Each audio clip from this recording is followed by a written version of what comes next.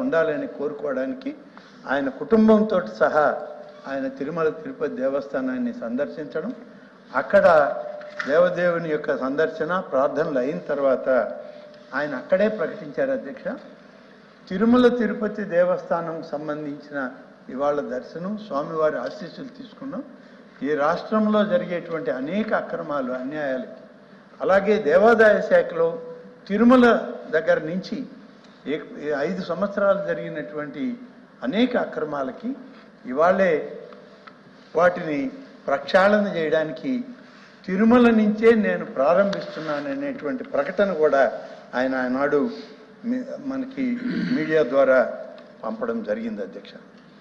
ఇవాళ అవినీతికి అంతం పలుకుతామని రాష్ట్ర ప్రజలకి హామీ ఇచ్చినటువంటి నేటి మన ముఖ్యమంత్రి చంద్రబాబు నాయుడు గారు తిరుమలలో అనేక మాఫియాలు చేరినాయి అధ్యక్ష.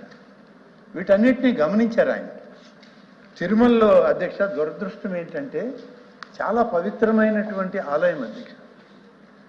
ఆ దేవదేవుడు కొలువై ఉండేటువంటి తిరుమలలో ఇవాళ గంజాయి మాఫియా, మాదక ద్రవ్యాలు ఇటువంటి అన్నీ కూడా దొరుకుతున్నాయి అనేటువంటి సమాచారం అందిన తర్వాత గౌరవ ముఖ్యమంత్రి గారు ఎంతో ఆవేదనతో మరి ఇక్కడి నుంచే ప్రక్షాళన చేస్తాననేటువంటి ప్రకటన ఆ రోజు వారు ఇచ్చారంటే ఎంతటి దయనీయమైన స్థితికి ఆ తిరుమల దేవస్థానం యొక్క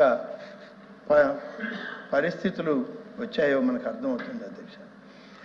తిరుమలలో పవిత్ర స్థలం కాబట్టి గోవింద నామాలు తప్ప ఇంకా ఏ ప్రకటన కూడా ఇక్కడ ఉండకూడదు, ఏ ఒక్క ప్రచార ఆర్భాటాలు ఇక్కడ రాకూడదు, ఎవరు కూడా దీని మీద స్లోగన్ చెప్పడం కానీ ఇవి ఏ రాజకీయ పార్టీలు కానీ ఎవరు కూడా చేయడానికి లేదని ఆనాడే ఆయన ప్రకటించడం జరిగింది.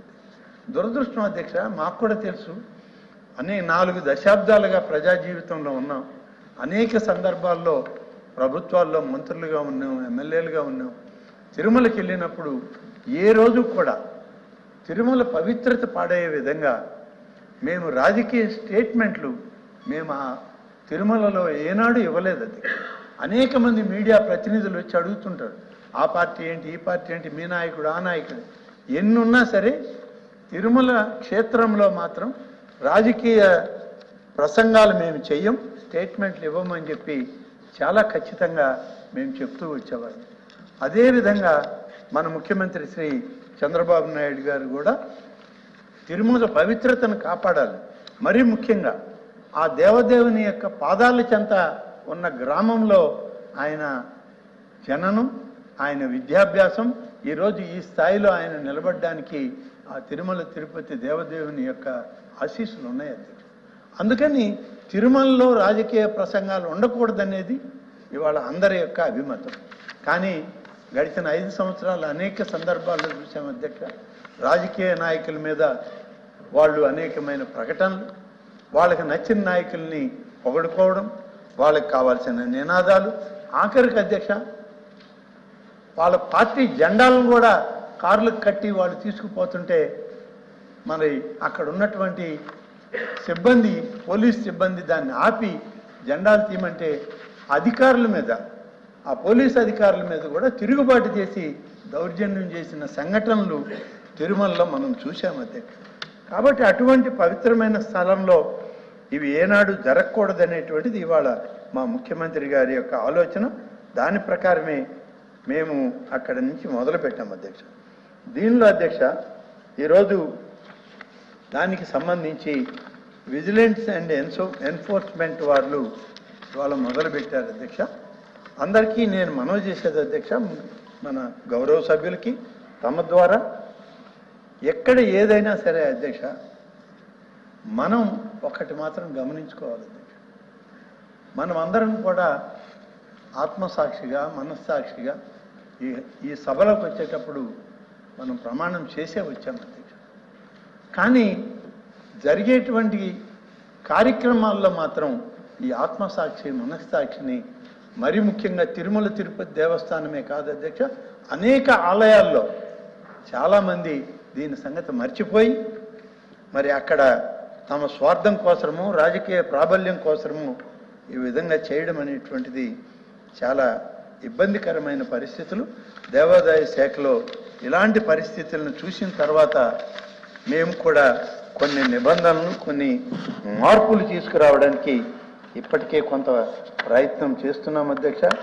తిరుమలలో గత 5 సంవత్సరాలుగా అధ్యక్ష ఇవాళ ప్రశ్నలు చాలా అడిగారు. అందరూ అడిగినటువంటి ప్రశ్నలకు చివరిలో చెప్తాను అధ్యక్ష. అందరం అడిగింది మాకు కూడా అవసరమైంది అధ్యక్ష.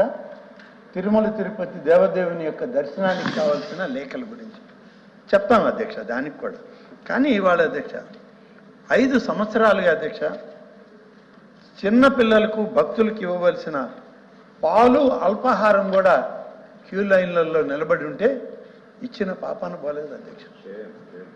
ఎంత బాధాకరం అధ్యక్ష. ఒక్కొక్క రోజు కనీసం 15 గంటల నుంచి 24 గంటలు 30 గంటలు కూడా స్వామివారి దర్శనానికి క్యూ లైన్లలో భక్తులు పసిబిడ్డలను పెట్టుకొని ఉంటే పాలు అల్పాహారం ఇచ్చిన సందర్భాలు లేవు.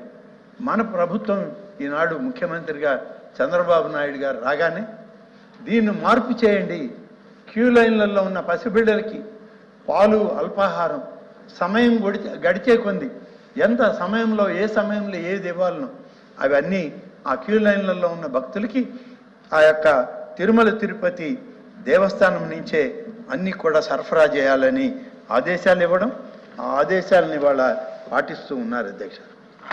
అధ్యక్ష అదేవిధంగా శ్రీవాణి ట్రస్ట్ గురించి అడిగారు అధ్యక్ష. శ్రీవాణి ట్రస్ట్ గురించి కూడా ఒక విషయం తమకు చెప్తాను అధ్యక్ష.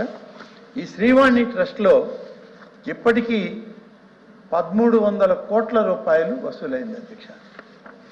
1000 కోట్ల రూపాయలు బ్యాంకుల్లో డిపాజిట్ చేశామన్నటువంటి సమాచారం నాకు ఈరోజే ఇప్పుడే ఇది 2 రోజుల నుంచి సమాచారం అడుగుతుంటే ఇవాళ ఇప్పుడే మాకు ఆ సమాచారం అందింది అధ్యక్ష.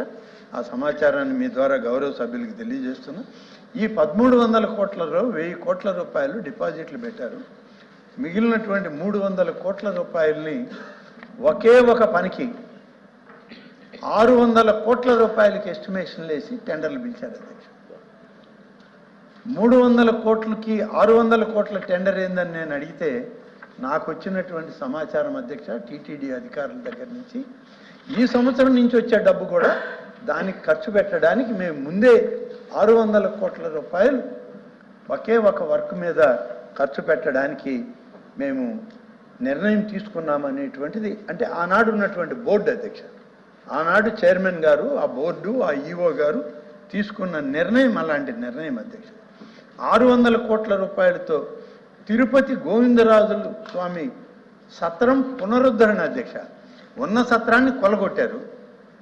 ఆ కూలగొట్టిన సత్రాన్ని మళ్ళీ పునర్నిర్మాణం చేయడానికి 600 కోట్ల రూపాయలతో ఎస్టిమేట్లు వేశారు. ఈ 600 కోట్ల రూపాయలకి మన దగ్గర ఉండేది 300 కోట్లే. ఈ సంవత్సరం వచ్చేటువంటి పై సంవత్సరం వచ్చేటువంటి శ్రీవాణి ట్రస్ట్లో వచ్చేటువంటి నిధులు కూడా దీనికే ఖర్చు చేయడానికి ఒక నిర్ణయం జరిగిందనేటువంటి సమాచారం నాకు వచ్చింది అధ్యక్ష.